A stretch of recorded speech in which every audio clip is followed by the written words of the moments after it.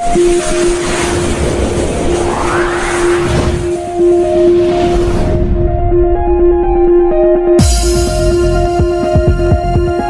नाम है आपका?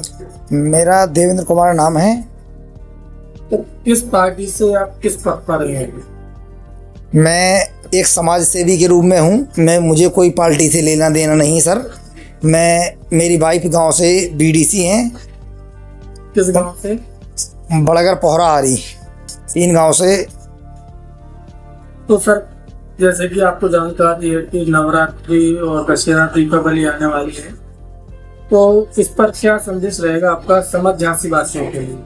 मैं एक प्रतिनिधि होने के उपलक्ष्य में सभी को दीपावली नवरात्रि को हार्दिक बहुत बहुत बधाई, और जिन्होंने लोगों ने मेरा साथ दिया इस लड़ाई में, उनको मैं तहे दिल से धन्यवाद करता हूँ।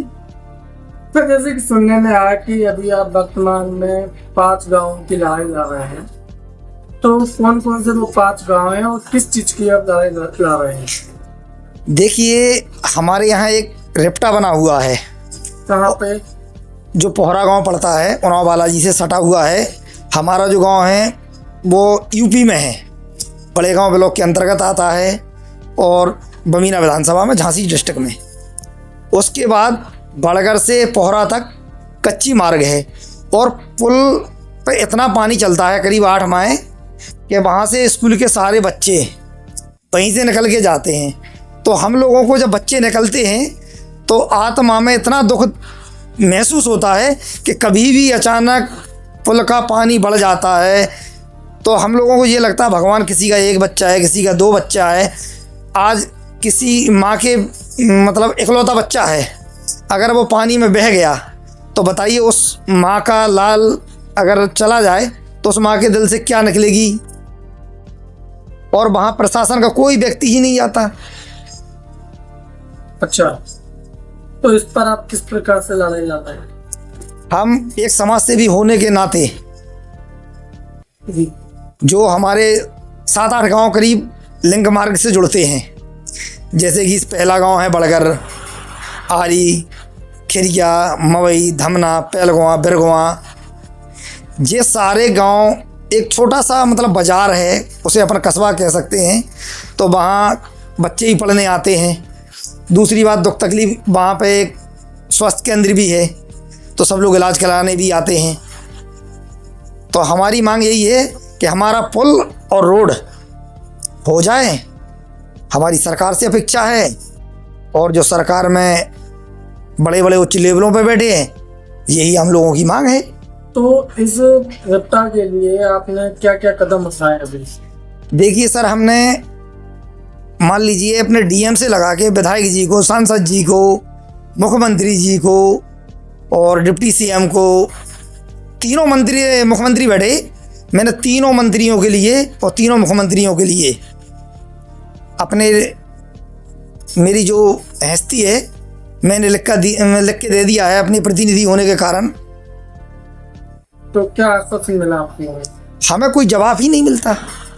अभी ज़रूर पुल की थोड़ी नापतोल करने गए थे, सिंचाई विभाग वाले भी गए थे और सेतु वाले भी गए थे और पीडब्ल्यूडी वाले भी गए थे। तो उन्होंने आश्वासन तो दिया है, लेकिन आश्वासन तो हम जब मानेंगे जब हमारा काम हो जाए, हमें कुछ दिखने लगे।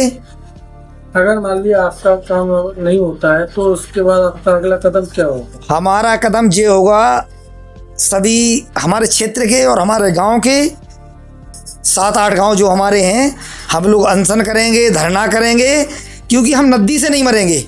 अब जाके सरकार के हाथों मरना चाहते हैं, क्योंकि एक सबका बच्चा चला जाएगा तो हम बताओ क्या करेंगे।